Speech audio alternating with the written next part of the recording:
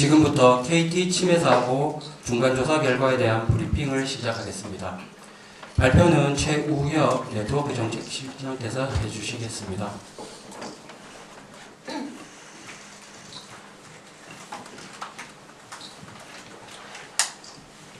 네, 안녕하십니까. KT 침해 사고 민간협동조사단장이 과학기술정보통신부 네트워크 실장 최우혁입니다. 지금부터 KT 침해 사고에 대한 민간협동조사단의 중간조사 결과를 말씀드리겠습니다. 지난 9월 8일 KT는 소액결제 피해자의 통화 이력을 분석한 결과 KT에 등록되지 않은 불법기기가 내부망에 접수한 사실을 발견하여 한국인터넷진흥원에 침해 사고를 신고하였습니다. 과기정통부는 이번 침해 사고가 국민들에게 금전 피해가 발생하였고 공격 방식에 대한 면밀한 분석이 필요하다고 판단하여 9월 9일부터 민간협동조사단을 구성하여 운영 중에 있습니다. 조사단은 불법 펨토셀에 의한 소액결제 및 개인정보 유출 사고, 미프렉 보고서에 언급된 국가배후 조직에 의한 KT 인증서 유출 정황, KT가 외부 업체를 통한 보안 점검 과정에서 발견한 서버 침해 사고 등 3건에 대한 조사를 통해 KT의 보안 문제점 등 사고 원인을 분석하였습니다. 조사단은 경찰과 함께 피의자로부터 확보한 불법 장비에 대한 분석도 병행하고 있으나 다소 시간이 소요되는 상황으로 현재까지 확인한 주요 사항 및 진행 현황에 대해 국민 여러분께 투명하게 알려드리고자 중간조사 결과를 발표하게 되었습니다. 먼저 불법 펨토셀에 의한 소액결제 및 개인정보 유출 사고에 대한 중간조사 결과를 말씀드리겠습니다. 조사단은 불법 펨토셀로 인한 피해 현황, KT의 펨토셀 관리 및 내부망 접속 인증 관련 문제점, 소액결제 인증정보 탈취 시나리오, 과거 BPF-도어 등 악성코드 발견 및 조치 사실, 침해 사고 신고 지연 등 법령 위반 사항 등을 확인하였습니다. 먼저 불법 펨토셀로 인한 피해 현황입니다. 조사단은 이번 침해 사고로 인한 피해자를 빠짐없이 파악하기 위해 KT의 피해 조사 대상 확대 및 분석 방식을 개선할 것을 지속적으로 요구하였습니다. 이에 KT는 통신기록이 남아있는 24년 8월 1일부터 25년 9월 10일간 KT의 모든 기지국 접속 이력 약 4조 300억 건과 모든 KT 가입자의 결제 이력 약 1억 5천만 건 등을 확보 가능한 모든 데이터를 전수 분석하였습니다. 이를 통해 KT는 불법셀 20개에 접속한 22,227명, 가입자 식별번호, 단말기 식별번호 및 전화번호 유출 정황을 확인하였으며 368명, 2억 4,319만원의 소액 결제 피해가 있었음을 지난 10월 17일 발표하였습니다. 다만 통신기록이 없는 24년 8월 1일 이전의 피해에 대해서는 파악이 불가능하였으며 적은 수이긴 하지만 기지국 접속 이력이 남지 않은 소액결제 피해도 일부 있었습니다. 조사단은 KT의 피해자 분석 방식이 적정했는지 검증하는 한편 누락된 피해자 존재 여부를 확인한 후 최종 피해 규모를 발표할 계획입니다. 둘째, KT의 펨토셀 관리 및 내부망 접속 인증 관련 문제점입니다. 조사단은 KT의 펨토셀 관리 체계가 전반적으로 부실하여 불법 펨토셀이 KT 내부망에 쉽게 접속할 수 있는 환경이었음을 확인하였습니다. 먼저 KT에 납품되는 모든 펨토셀이 동일한 인증서를 사용하여 해당 인증서를 복사하는 경우 불법 펨토셀도 KT망에 접속이 가능함을 확인하였습니다. 또한 KT 인증서의 유효기간이 10년으로 설정되어 한 번이라도 KT망에 접속한 이력이 있는 펜토셀은 지속적으로 KT망에 접속할 수 있었습니다. 다음으로 펜토셀 제조사가 펜토셀에 탑재되는 셀 ID, 인증서, KT 서버 IP 등 중요 정보를 보안관리 체계 없이 펜토셀을 제작하는 외주사에 제공하였고, 펜토셀 저장 장치에서 해당 정보를 쉽게 확인 및 추출하는 것이 가능함을 확인하였습니다. 아울러 KT는 내부망에서의 펜토셀 접속 인증 과정에서 타사 또는 해외 IP 등 비정상 IP를 차단하지 않고 있었고, 펜토셀 제품 고유번호, 설치 지역 정보 등 형상 정보가 KT망에 등록된 정보인지 여부에 대해 검증하지 않았습니다. 조사단은 불법 펜토셀 접속 차단을 위해 통신 3사의 신규 펜토셀 접속을 올 10일부로 전면 제한하는 한편, KT에 펜토셀이 발급받은 통신사 인증서 유효기간을 10년에서 1개월로 단축하고, 펜토셀이 KT망에 접속 요구 시 KT 유선 IP 외에는 차단하는 한편, 펜토셀이 KT망에 접속 시 형상 정보를 확인 및 인정토록 하고, 펜토셀 제품별로 별도 인증서를 발급하도록 조치하였습니다. 셋째, ARS, SMS 등 소액결제 인증정보 탈취 시나리오입니다. KT는 국제표준화기구인 3GPP, 한국정보통신기술협회의 표준공고에 따라 단말과 디지국 간 구간 암호화, 단말과 코어망 간 종단 암호화를 하고 있습니다. 그러나 조사단은 전문가 의견 청취, KT 통신망 테스트베드 실험 등을 통해 불법 펜토셀을 장악한 자가 종단 암호화를 해제할 수 있었고, 종단 암호화가 해제된 상태에서는 불법 펜토셀이 ARS, SMS 등 인증 정보를 평면으로 취득할 수 있었던 것으로 판단하였습니다. 조사단은 불법 펜토셀을 통해 결제 인증 정보뿐만 아니라 문자, 음성통화 탈취가 가능한지에 대해서도 전문가 자문 및 추가 실험 등을 통해 조사해 나갈 계획입니다.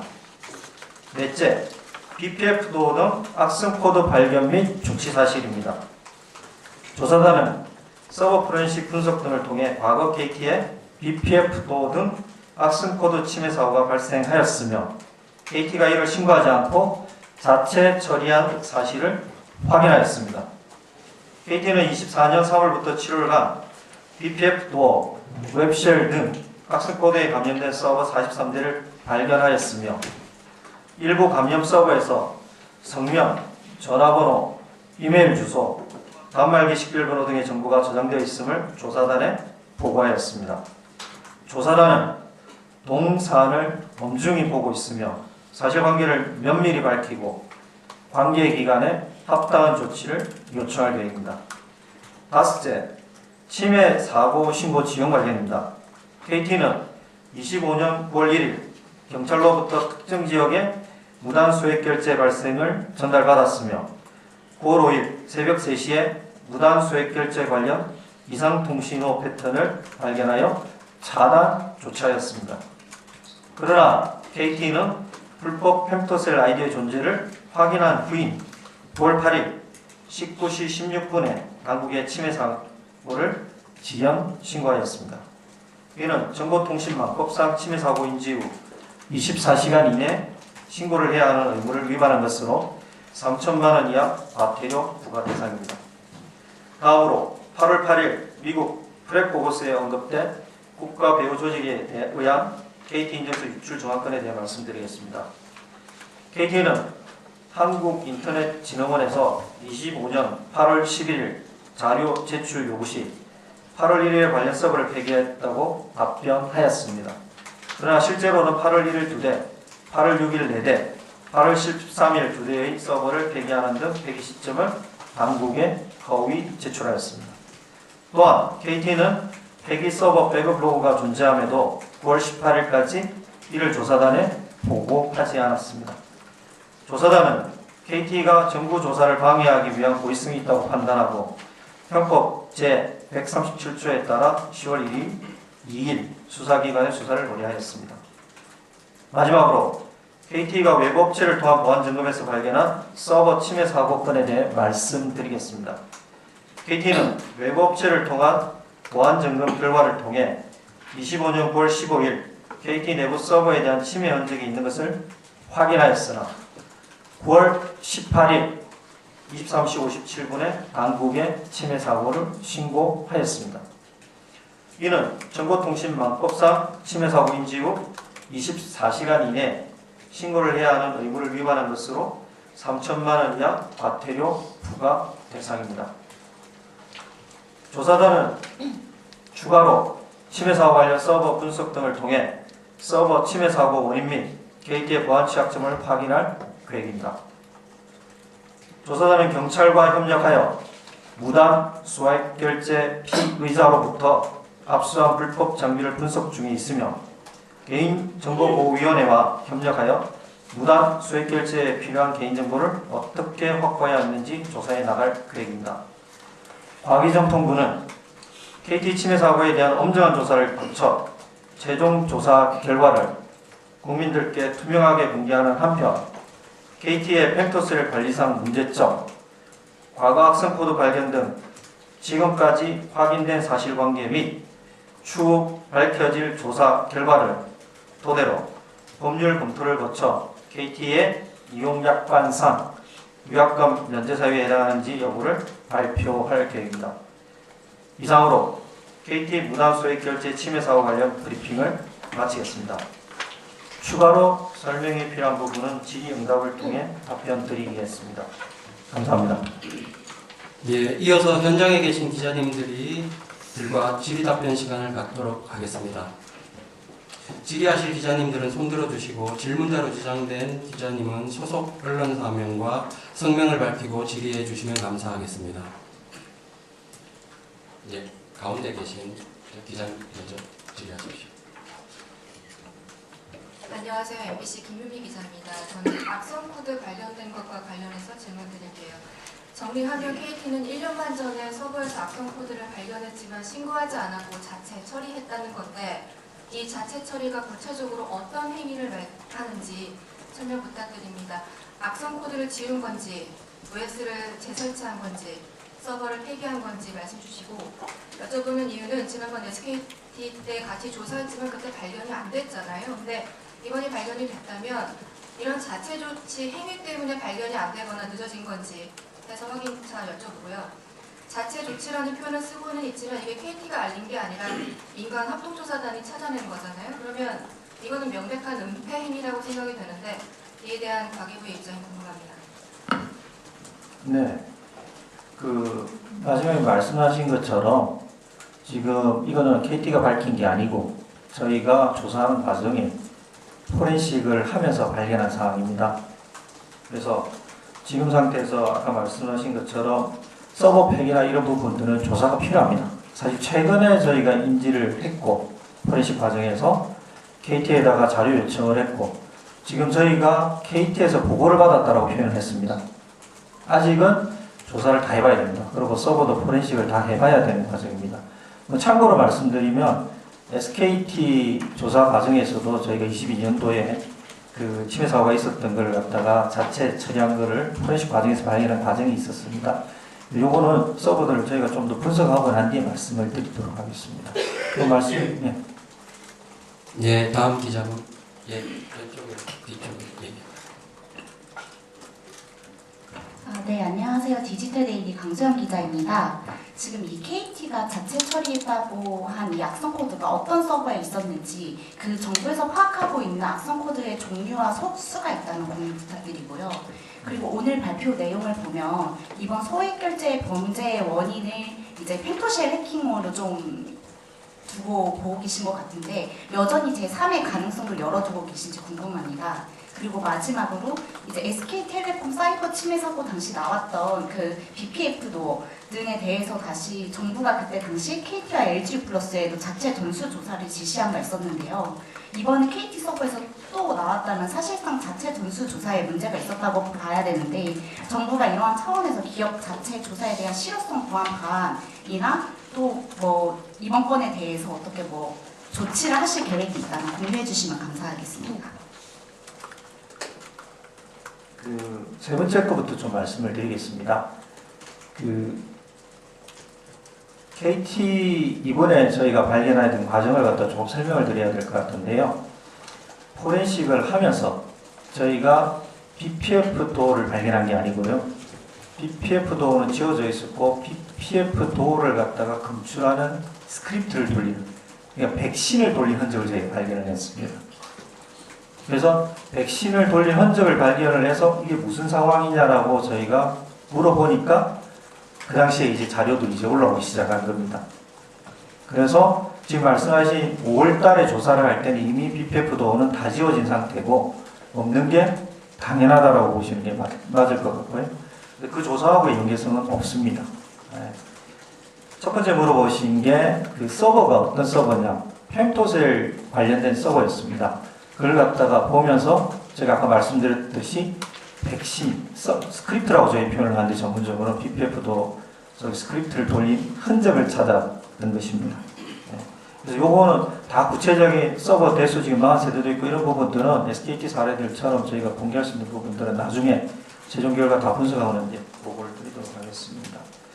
그 다음에 소액 결제에 대한 문제점으로 보는 부분은 지금 주력은 펜토셀을 갖다가 메인으로 보고 있습니다.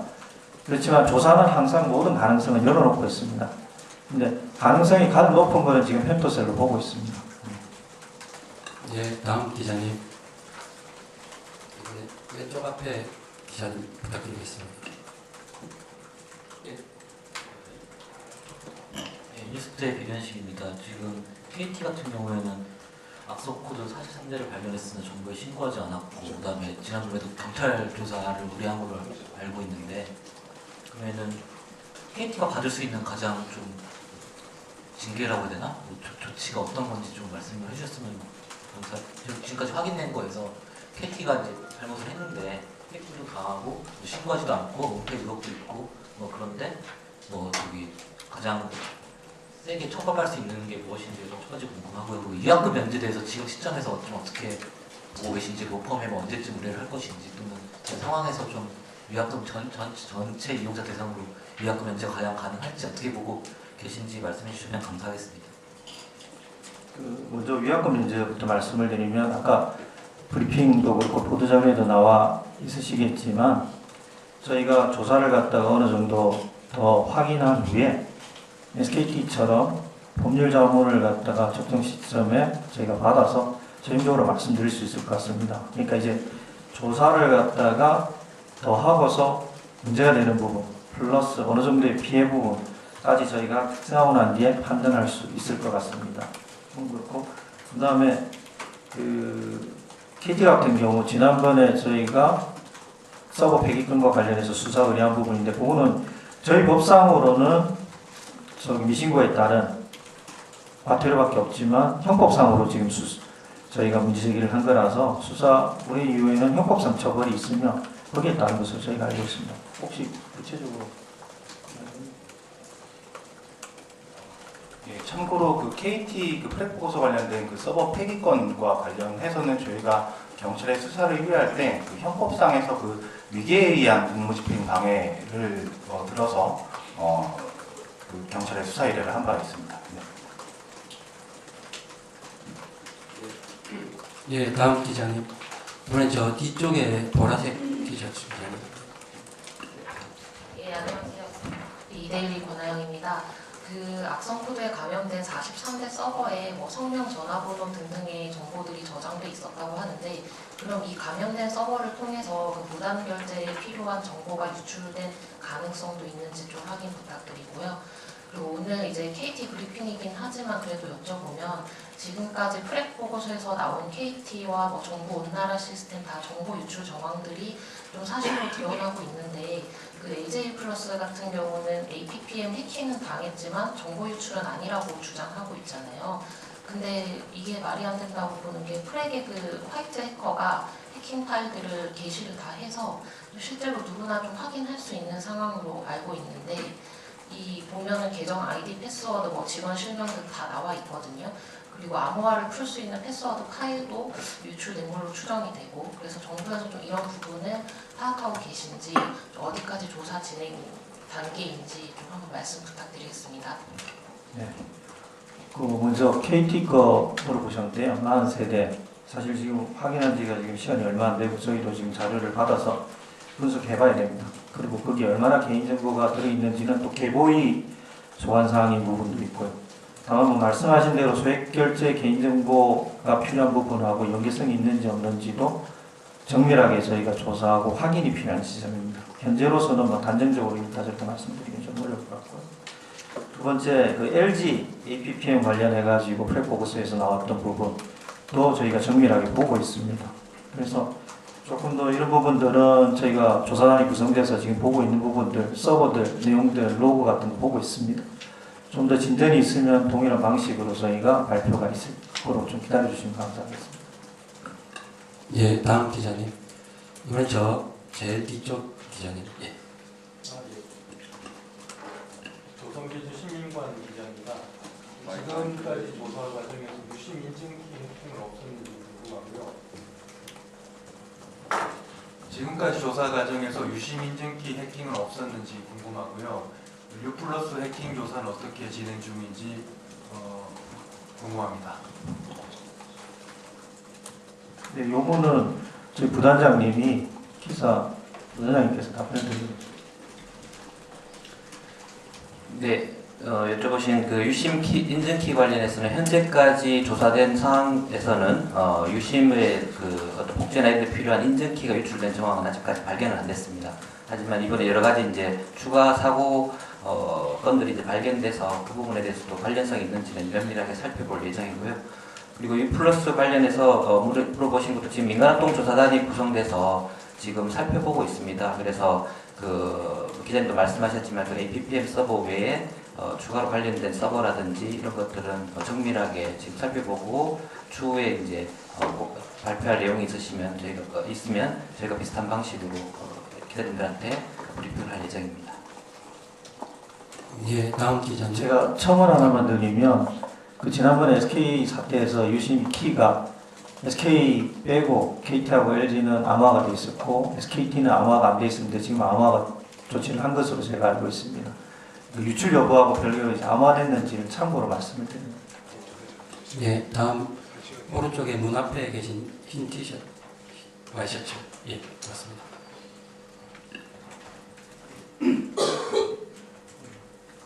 예, 저 테크의 윤상호 기자인데요. 사실상 패킷 감청 사례를 처음 발견한 건데 이 지금 패킷 감청이 된다라는 전제를 깔면 단순히 그 소액 결제에 필요한 문자 메시지나 ARS 유출뿐만 아니라 데이터 통신 전체가 유출됐을 가능성도 있는 건데 이것과 관련돼서는 어떤 입장을 갖고 계신지 궁금하고요.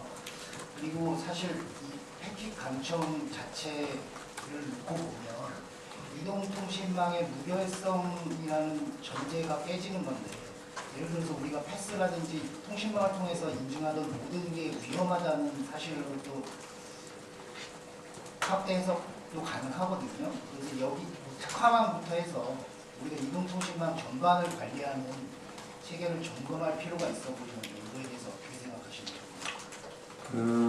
아까 저희가 자료에서도 말씀을 드렸지만 그 조사가 좀 더 필요한 영역이라고 말씀을 드릴 수가 있고요. 지금 현재는 조사단도 전문가들이 많이 참여를 하고 계십니다. 통신 관련 전문가들도 참여를 하고 계시고 조사단의 전문가들 자문도 필요하고요. 저희가 테스트도 해보고 있습니다.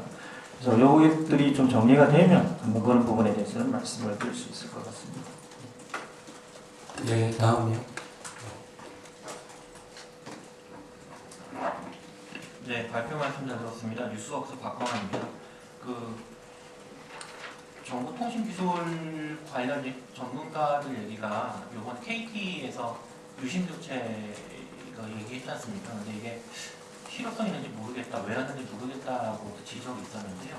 SKT 때는 정부에서 유심 교체 관련해서 그 이야기를 하셨던 걸로 제가 기억이 드는데 KT의 경우에서도 유심을 교체를 하라는 어떤 지시나 뭐 권고가 있었는지 좀 알고 싶고요. 두 번째가 이번에 그 해킹 때 이후로 소액 결제의 경우에 2차 인증을 적용하겠다고 한 1개월 전쯤에 자료 내었던 걸 기억하는데 KT에 물어보니까 이 KT 쪽에서는 패스 인증 중에서 문자, 그 다음에 뭐 지문, 뭐 이런 거를 통한 패스 인증 내에서의 두 가지 인증 뭐 이런 얘기를 하는 거예요. 정부에서 보시기에 그 통신사의 패스 인증 외에 다른 멀티팩터 인증을 해야 되는 게 아닌가 생각이 들어서 그 부분에서 구체적으로 말씀 듣고 싶습니다. 그 SKT 때도 그렇고 KT 때도 그렇고 유심 교체에 대해서는 각사가 판단하는 영역입니다. 정부가 뭐 이렇게 저렇게 해라 이건 없었습니다. 네, 너무 명확히 해드리고요. 정부에 공고했었던 부분은 없습니다. 2차 인증에 대해서는 우리 이준모 부장이 지금 약간 좀 불확실한 정보 같아서요. 그 제가 나중에 따로 한번 말씀드리는 게 좋을 것 같습니다. 제가 아는 한에는 2차 인증이 그 본인이 결제 번호 있지 않습니까? 6자리라든지 그다음 지문 인증이라든지 이런 2차 인증을 이야기를 하고 그걸 갖다가 의무화해가는 과정으로 제가 기억을 하고 있는데 그건 제가 따로 한번 말씀을 드리겠습니다. 네, 지금 담당 과장이 없어가지고요. 예, 다음 저 앞쪽에 하겠습니다. 기회 주셔서 감사합니다. 이게 강필성입니다. 그 오늘 중간 조사 발표를 보면 수사기관에서 입수한 불법 펜토스에 관련 내용이 거의 없는 것 같은데요. 시간이 오래 걸린다고 하셨는데 혹시 그렇게 된 이유가 있는지 뭐 된다면 언제쯤에 나올지 현재 어떤 진행 상황인지 좀 주시고요. 그 두 번째로 추가 피해 유출 그러니까 추가로 피해자가 발생했다는 언급이 있는데 규모가 얼마나 되는지 그리고 앞으로 또 더 나올 수도 있는지가 궁금하고 24년 8월 1월 이전에 접속 기록이 아예 없다고 한다면은 이걸 앞으로 더 찾아낼 수가 있나 여기에 대한 좀 궁금증도 생기는데요. 답변 부탁드리겠습니다. 그 압수물은 경찰이 압수를 한 구유물입니다. 그거를 활용하고 조사 분석하는 과정에 있어서는 경찰의 동의와 과정들이 필요하기 때문에 저희가 시간이 좀 많이 걸립니다. 한번 그 압수물을 갖다 공격하는 거는 경찰의 행정적인 절차들 부분이 있어서 그런 거고요. 지금 현재는 수시로 공조를 해서 저희가 그 내용물들을 갖다가 눈으로 확인하는 과정도 있고요. 그 다음에 안에 있는 내용물들을 갖다 저희가 가지고서 포렌식을 하기도 하고 이러면서 시간이 좀 더 걸리는 부분들이 있습니다.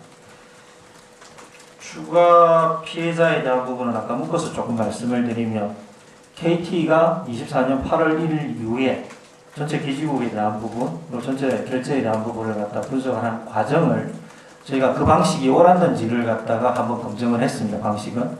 다만 그 방식대로 제대로 돌렸는지를 한번 저희가 다시 한번 돌려보면 혹시라도 미싱한 부분이 있는지를 갖다가 꼼꼼하게 체크해서 저희가 찾아보겠다는 뜻입니다.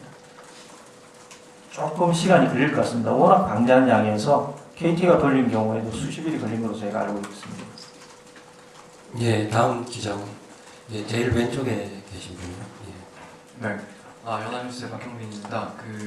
말씀하신 것처럼 조사가 좀 필요한 부분 같긴 한데 사실 제일 궁금한 건 어떤 정보가 그러니까 이번에 작년에 관련해서요. 그러니까 어떤 정보가 어느 정도로 해킹이 됐느냐가 궁금한 것 같은데 이번에 똑같이 SKT랑 마찬가지로 BPF 도어 해킹인데 HSS 핵심 서버가 털렸다거나 아니면은 SKT처럼 가입자 전원 규모 정도의 유출이 좀 의심이 된다든지 뭐 이런 가능성은 없을까요?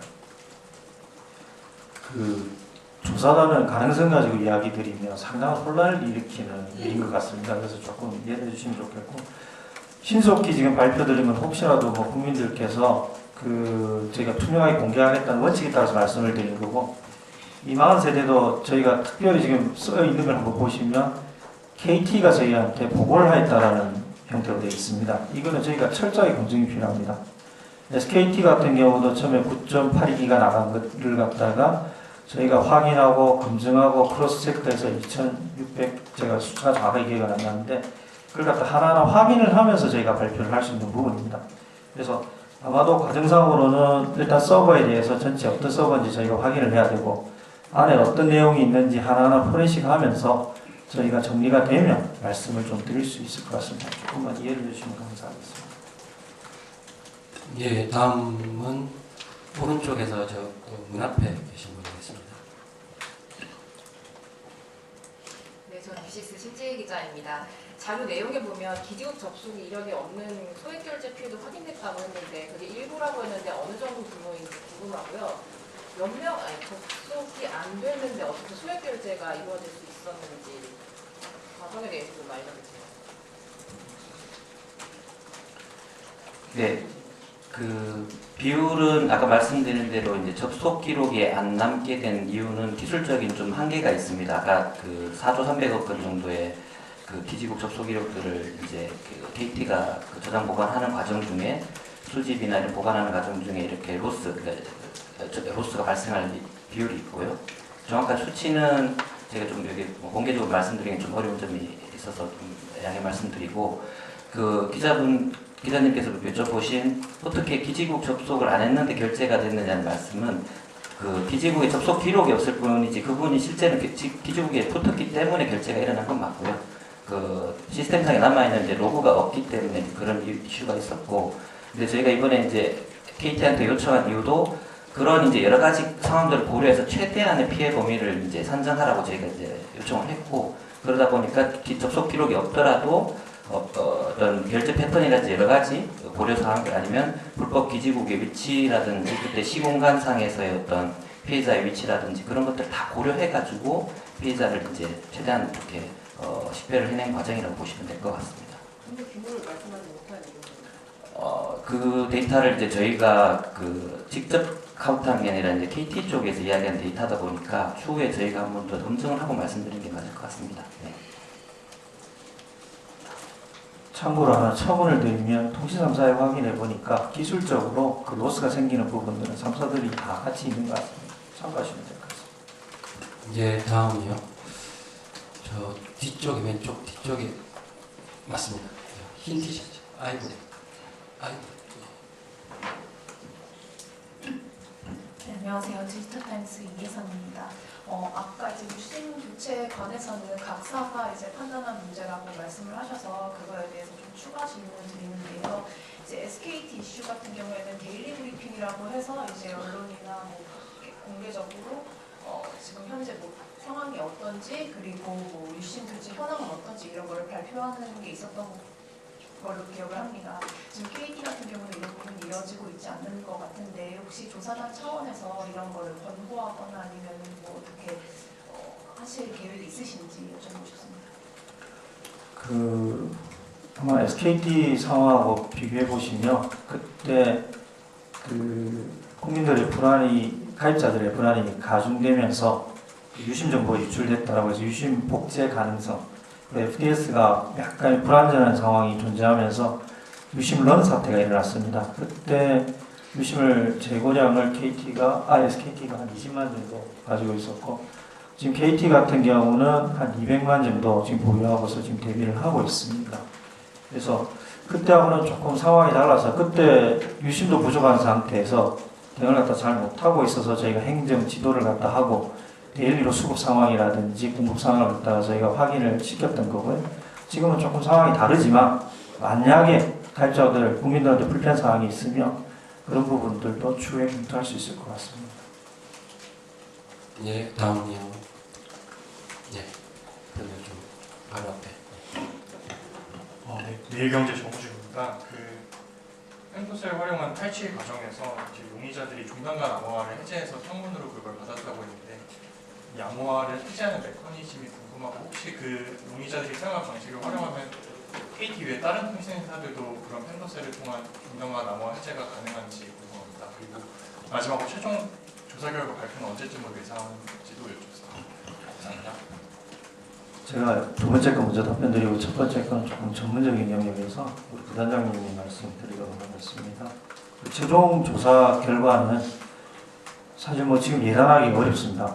왜냐하면 이 펜토셀 통신 장비를 이용해서 이렇게 사이버 공격이 있었던 부분들이 조금 예외적인 상황이고 저희가 거기에 대한 분석에도 지금 시간이 많이 걸렸고요. 두 번째로 최근에 발견됐지만 BPF2 서버가 40세대가 발견됐기 때문에 이걸 전체 포렌식을 하는데 상당한 시간이 걸립니다. SKT 때도 그때 포렌식을 하다 보면 데이터를 갖다가 떠오는데도 상당히 많은 시간, 그 다음에 그걸 갖다가 라인 바이 라인으로 포렌식을 해야 되기 때문에 시간을 특정하기는 어려울 것 같고요. 모든 리소스를 갖다 투입해서 최대한 빨리 분석할 수 있도록 노력해 나가겠습니다. 네, 기자님 문의하신 종단 간 암호가 해제되는 경우는 굉장히 이제 이례적인 케이스입니다. 따라서 이게 결국 전제 조건은 불법 펜토셀이 결국 중간에서 스마트폰하고 KT 코어망에서 연결되는 그 중간에서 그런 역할을 했기 때문이고, 기술적인 내용들은 조금 복잡합니다. 이게 그 통신 프로토콜상의 어떤 이제 여러 가지 이제 어떤 시도라든지 어떤 트라이가 필요해서 여기서 기술적으로 세부적으로 말씀드리기 좀 어렵지만, 종단 간 암호를 설정하기 위한 여러 가지 과정 중에 어떤 불법 펜토셀이 개입을 해서 어떤 해제가 될 수 있는 상황을 만들 수 있는 것들을 저희가 프로토콜 분석이라든지 전문가 의견이라든지 여러 가지 테스트를 통해서 일단 확인한 부분이고, 저희가 이제 판단이라고 했고 시나리오라고 했던 부분은 아무래도 이제 불법 펜토셀 장비 자체가 일단 아직도 분석이 진행 중에 있는 상황이기 때문에 가장 높은 가능성이 있는 부분들을 저희가 실험 검증한 내용으로 일단 먼저 말씀을 드렸다고 보시면 될 것 같습니다. 제가 추가로 좀 말씀드리면, 아까 브리핑한 내용이 있습니다. 보도자료에 보시면 그 불법 펜토셀로서 생길 수 있는 이런 문제점을 저희가 조치하기 위해서 보도자료 3페이지입니다. 중간 부분에 조사단은 불법 펜토셀 접속 차단을 위해 통신 3사에 신규 펜토셀 접속을 전면 제한하고, 펜토셀이 KT에 대해서는 인증서 유효기간 단축, 그 다음에 접속 요구 시 유선 IP 외에는 차단, 형상정보 확인 및 인정, 그 다음에 펜토셀 제품별 별도 인증서 발급 등의 조치를 통해서 지금 KT에서 새로운 불법 펜토셀이 붙을 가능성을 차단해 나가고, 다른 이사도 마찬가지입니다. 이런 조치를 하고 있습니다. 예, 다음 기자님.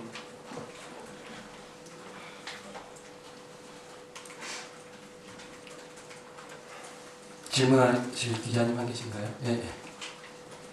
네, 안녕하세요. 보안뉴스의 여일이 기자입니다. 다름이 아니고 이제 BPF 도 공격자가 SKT와 같은 것으로 추정이 되거나 하는 등의 그런 공격자에 대한 조사도 이루어지고 있는지, 혹시 이루어졌다면 어디까지 지금 공개를 해주실 수 있는지 좀 여쭙습니다. 네, 그 PPF도 관련해서 지금 자꾸 질문을 해주시는데요. 저희가 최근에 발견하고 최근에 확인을 다 한 게 아니라 KT한테 이제 자료를 받은 상황이기 때문에 그거는 다 지금 좀 조사를 해봐야 됩니다. 해봐야 되고, 과연 그 서버들에 지금 얼마만큼의 정보들이 있는지, 어떤 공격들을 받았는지, BPF도나 다른 부분, 그리고 그게 공격자가 SKT와 연관성이 있는지 부분들은 아직은 지금 좀 말씀드리기엔 너무 이른 시간대인 것 같습니다. 정리되면 말씀을 드리도록 하겠습니다. 예, 다음 질문 할 기자님. 예, 그쪽 맞습니다. 뉴스원 김민수 기자입니다. 그 예전에 그 치매 정황이 있으면은 이제 기업 신고 없이도 조사할 수 있도록 이제 제도를 개선하시려고 했는데, 좀 이런 부분 관련해서 좀 어떻게 논의가 진행되고 있는지 좀 궁금합니다. 지금 그런 문제의식을 갖다가 국회에서 의원님들께서 많이 가지고 계십니다. 그래서 과방위 위원장님을 포함해서 몇 분들이 지금 정황이 있는 경우에도 바로 조사를 갖다 들어갈 수 있는 법적 근거를 갖다 발의를 해주셨고, 그 법이 조속히 통과가 되면 저희가 충분히 그런 조사들을 신속히 추진할 수 있는 기반이 마련이 될 것 같습니다. 예, 다음 질문. 조금 이외의 질문 드리고 싶은데요. 일단 SKT랑 사태가 조금 다르기는 하지만 지금 KT 사태의 경우 고의 회피 정황이 분명히 드러나고 있는데, 혹시 신규 영업정지 등의 행정지도를 내리실 가능성은 없으신지 여쭙고 싶고요. 그리고 이제 뭐 KT 유심교체는 사업자의 자발적 선택이라고 말씀을 주셨지만 전체 가입자에게 뭐 문자 보직을 안 하는 등의 뭐 유심교체를 잘 모르는 가입자도 많은 상황인데, 이에 대한 관리정통부의 어떤 행정지도도 계획이 없으신지 여쭙고 싶습니다.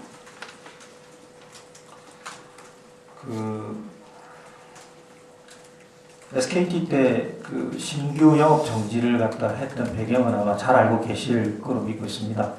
아까도 말씀드렸지만 유심은 부족한 상태에서 고객들은 유심을 갖다 교체해달라고 하는데, 그걸 갖다가 신규 영업으로 돌리는 부도덕한 행위를 갖다 막기 위해서 저희가 행정 지도를 했고, 그다음에 신규영업 정지를 갖다가 시켰던 거거든요. 그래서 만약에 KT도 그런 사태가 벌어진다라고 하면 아마 동일한 조치로 들어가야 될 것 같습니다. 그래서 그거는 저희가 엄중하게 좀 쳐다보고 그다음에 판단할 수 있을 것 같고요. 유심 교체에 대해서 문자 고지는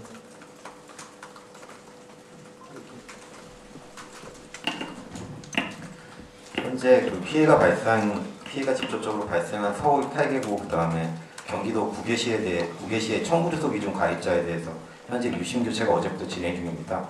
그런 부분에 대해서는 해당 대상되는 가입자가 그 부분을 충분히 인지할 수 있도록 저희가 행정지도를 하도록 하겠습니다. 네, 방금 질문은 머니투데이 윤지혜 기자님 하신 거 맞죠? 네. 자, 더 질의하실 기자님 계신가요? 예. 좀 전에 부도덕한 상황 얘기하셔서요. 저 테크의 윤상호 기자인데요. 좀 전에 부도덕한 상황 얘기하셔서 여쭤보는 건데, 사실 KT는 그러면 작년 3월에 이런 일이 있었는데 은폐하고 올해 4월에 SK텔레콤 사건이 벌어졌을 때 이걸 활용한 마케팅까지 한 거 아닙니까? SK텔레콤 해킹을 가지고 KT가 마케팅 활동도 했고, 지난 7월에 기자간담회를 하면서 자기들은 BPF도 공격이라든지 이런 거를 철저히 막고 있고 여태까지 그런 경험도 없다라고 얘기를 하면서 이걸 마케팅에 이용을 했었는데, 이거야말로 부도덕한 행동 아닐까 싶었어요.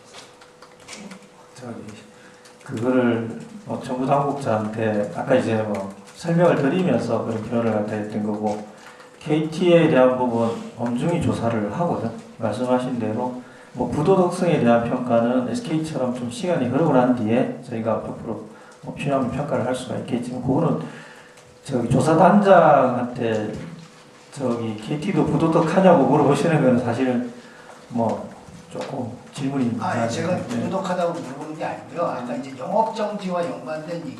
그래서 제가 아까 말씀드린 대로 SKT하고 동일한 상황이 벌어진다, 국민들한테 가입자들한테 피해가 간다, 그러면 당연히 정부로서는 엄정하게 조치를 들어갈 겁니다. 다시 말씀드립니다.